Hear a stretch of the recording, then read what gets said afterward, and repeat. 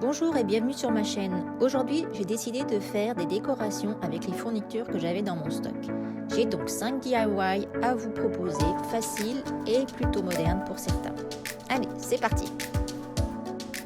Pour ce premier DIY, j'ai pris cette couronne verte qui est en styrofoam, je pense, et une assiette que j'avais dans mes affaires.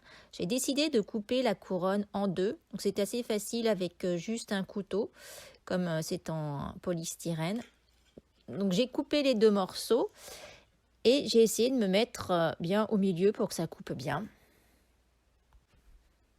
Une fois donc j'ai coupé mes deux morceaux, donc je me retrouve avec deux demi-cercles et je vais poser donc l'assiette dessus, je vais la coller. Pour ça, j'ai donc coupé le haut de ma couronne pour avoir un support plat pour pouvoir coller plus facilement mon assiette et que ça tienne. Je vérifie à chaque fois si ça tient bien, si c'est solide, enfin si c'est plat. Donc avec le couteau, c'est assez facile à couper. Donc je m'y reprends à plusieurs fois pour être sûr que c'est assez plat et que quand je vais le couper, quand je vais le coller, ça va rester droit.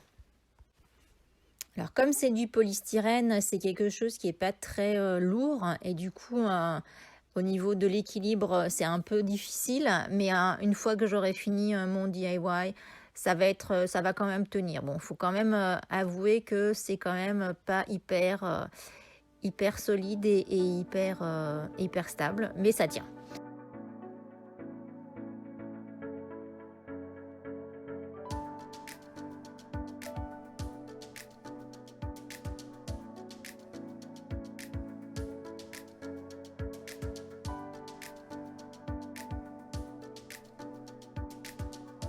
Donc une fois que j'ai trouvé la façon que ça soit plat, je prends ma colle chaude et pour quelque chose de plus définitif, je vous conseille évidemment de la colle forte, ça tiendra mieux. Mais pour le DIY, la colle forte, ça a très bien marché. Une fois que c'était bien collé, donc j'ai essayé d'être sûre que j'ai recoupé un petit peu pour être sûre que ça reste plat une fois que ça va être debout.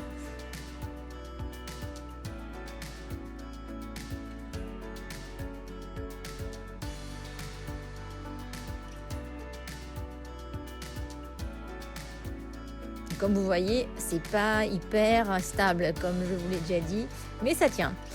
Donc une fois que je me suis assurée que c'était à peu près plat et que ça allait tenir, donc j'ai pris ma peinture à la craie et j'ai pris du baking soda, donc de bicarbonate de soude. J'ai fait un petit mélange qui est assez connu pour avoir quelque chose de plus épais et donc c'est plus facile ensuite pour peindre et pour avoir une texture un peu plus épaisse et un peu plus sympa vu qu'on va peindre et l'assiette et la demi-couronne. Donc j'ai tout peint, j'ai peint l'assiette, j'ai peint la couronne, j'ai vraiment peint partout et j'ai mis 2 couches pour ce DIY. Et après, une fois que c'était terminé, que c'était tout sec, j'ai tout fini. Je n'ai rien fait d'autre, j'ai juste décoré, mis quelques décorations dessus. Vous pouvez peindre une autre couleur, moi j'ai choisi blanc parce que j'aime bien le blanc, ça passe partout, mais vous pouvez choisir du noir si vous préférez ou même du gris, ça peut être sympa.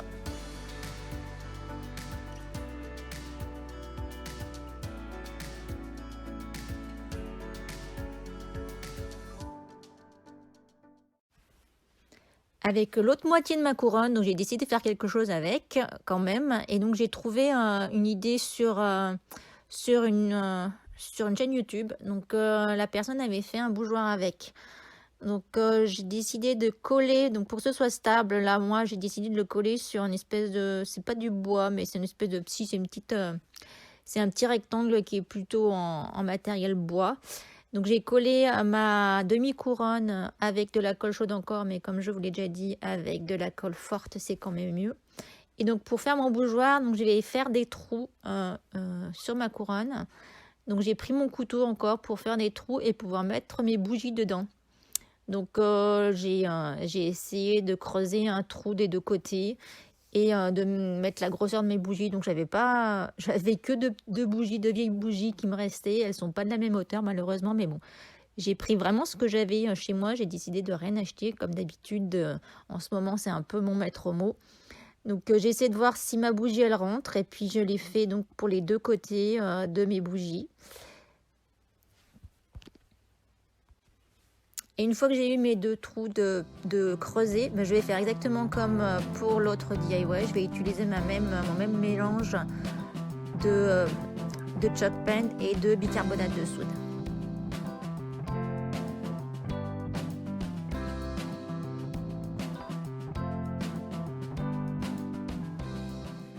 Pour cet autre DIY, j'ai pris donc des porte-crayons qui sont en bois que j'avais acheté, je crois, au magasin $1. J'en avais 2 carrés et un rond. Et j'ai ces 2 petits oiseaux que j'avais achetés, je pense à Target. Et j'ai décidé donc de faire une déco avec. Donc je vais coller mes 2 porte-crayons carrés l'un sur l'autre avec de la colle chaude. Et l'autre qui est rond, je vais rien faire, enfin je vais rien coller, mais je vais les peindre ensuite. Donc les 2 carrés que j'ai collés ensemble, je vais les peindre en blanc pour pouvoir mettre mon oiseau blanc. Et le rond, je vais le peindre de la même couleur que l'oiseau qui est gris anthracite à peu près. Donc j'ai peint mes 2 supports en fait. J'ai essayé de trouver la couleur qui rapprochait le plus de l'oiseau, donc c'est la couleur anthracite. Et ensuite, c'est tout ce que j'ai fait avec. J'ai posé mes 2 oiseaux dessus. Je ne les ai pas collés parce que j'aime pas les choses définitives. Donc, je les ai juste posés sur mes supports. Donc, le blanc sur mon support blanc et le gris sur le support gris.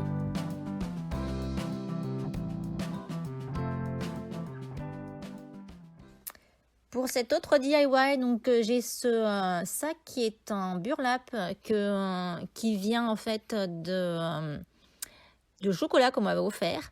Et j'ai décidé de m'en servir pour faire une déco. Donc comme il y avait un côté qui était transparent, je me suis dit que j'allais coller un autre morceau de burlap pour le cacher, mais en fait ça sert pas à grand chose parce qu'en fait c'est le dos, ça va être le dos de ma déco. Et ensuite j'ai pris cette guirlande de perles carrées que j'avais et je me suis dit que j'allais m'en servir pour pouvoir accrocher ce sac et pour faire ma déco. Donc c'était super simple, comme la guirlande était déjà faite, j'ai juste collé avec de la colle chaude à l'intérieur de mon sac pour pouvoir ensuite faire tenir. Donc j'ai pris de la colle chaude et comme il y avait un bout de ficelle qui dépassait, c'était hyper simple pour le coller à l'intérieur de mon sac. J'ai ensuite collé le morceau de burlap aussi avec ma colle chaude. Mais comme je vous l'ai dit, ça ne sert pas à grand chose parce que du coup ça va être le dos de mon sac. J'aurais pu aussi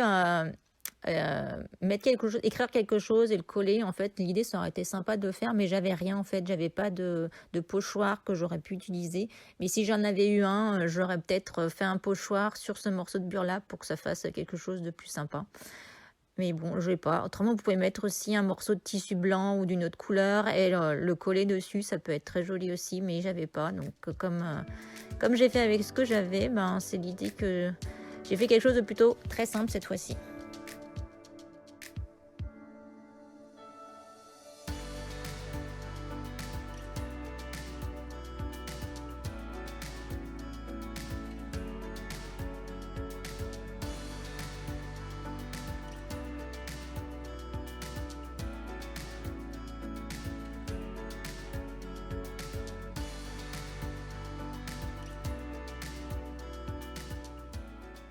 J'ai ensuite rempli mon sac avec du papier craft parce qu'en fait il était tout plat et je trouvais que ça faisait pas joli en fait une fois que mes fleurs étaient dedans. Donc du coup j'ai pris du papier craft, je l'ai plié comme vous voyez sur la vidéo et j'ai rembourré en fait mon sac pour qu'ensuite quand il sera accroché ça fasse plus sympa. J'ai ensuite pris mes fausses fleurs feuilles d'eucalyptus que j'en ai mis 3 à l'intérieur et ensuite j'ai mis de la lavande. Et puis, une fois que j'ai rempli tout ça, j'ai encore rajouté un petit peu de rembourrage parce que je trouvais que ça suffisait pas assez. Et en fait, mon DIY il était fini, j'ai fait que ça et je l'ai accroché donc sur une patère.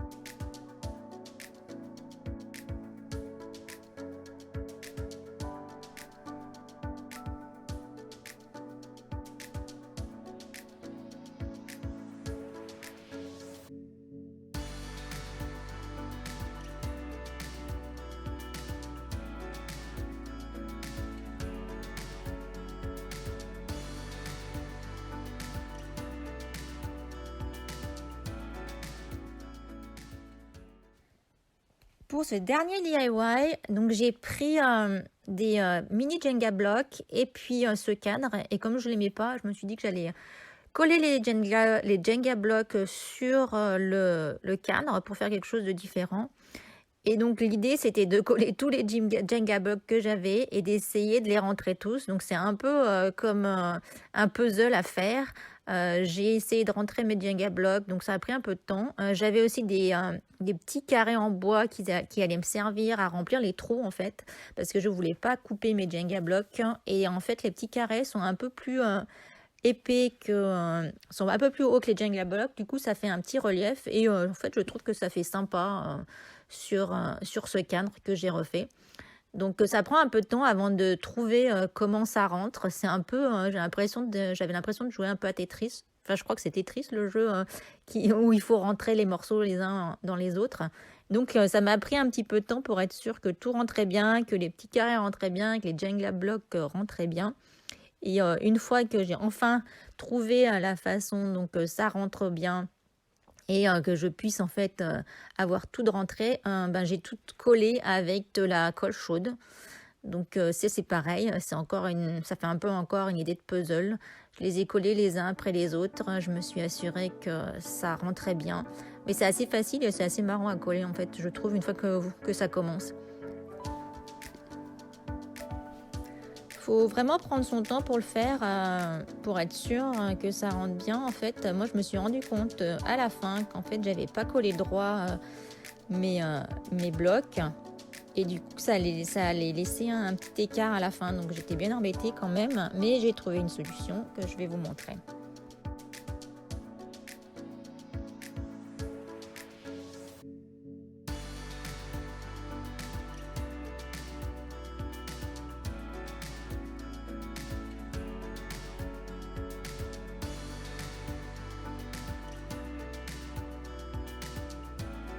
Donc comme vous voyez, il y a des écarts parce que du coup, c'était pas droit. Je m'en suis rendu compte en tournant que voilà, j'avais un peu dévié de ma route. Et du coup, ça faisait des écarts et c'était pas serré. Donc j'ai utilisé cette espèce de remplissage de trous là, de plâtre qui sert à remplir les trous.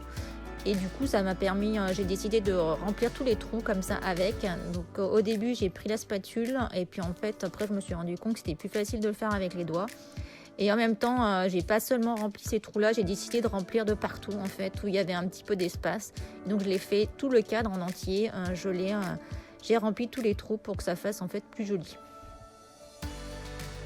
Donc ce remplissage, cette espèce d'enduit à remplir les trous, il est rose au départ et en séchant en fait, il devient blanc.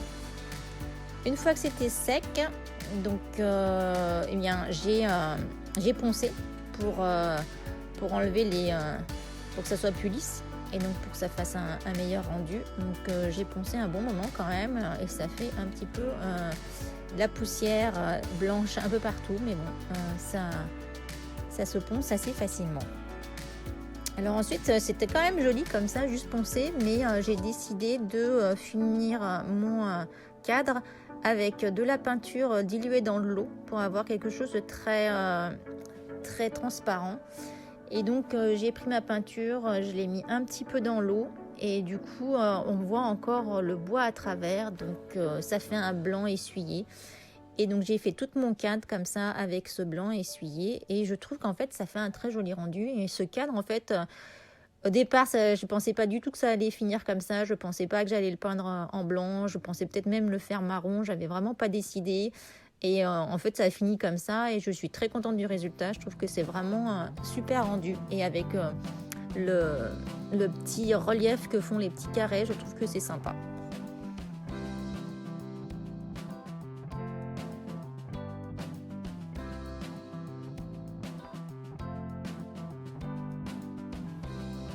Et voilà, c'est fini pour aujourd'hui. J'espère que vous avez aimé ces idées de DIY. Moi, mon préféré, je pense que c'est le dernier parce que finalement, ça a fini quelque chose que j'attendais pas vraiment. Donc, laissez-moi un commentaire pour dire lequel vous avez préféré. Et moi, je vous revois très bientôt pour une nouvelle vidéo.